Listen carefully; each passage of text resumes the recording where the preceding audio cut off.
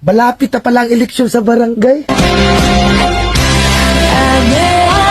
Marami na naman tayo makakasalubong na tao na bigla ka na lang ngingitian kapag nakita ka sa daanan.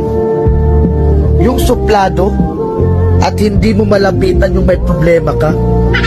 Tapos ngayon, sila na yung unang maglalambing sa'yo at babatiin ka. Wow! Plastic ang ugali. Oh no!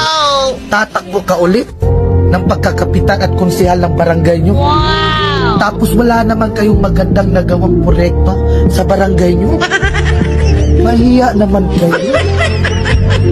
Tapos magtatanong kayo kung ilang buntante sa isang bahay.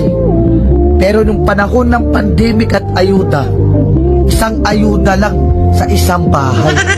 Tapos kung mamalasin ka pa, wala ka pang makukuha na ayuda kapag kalaban mo pa ang tagalista. Kaya vote wisely para hindi sayang ang boto natin.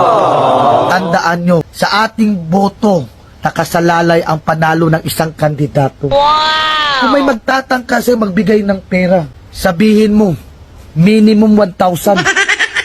Aba, sa mahal na bilihin ngayon at bigas, hindi kasya yung 300.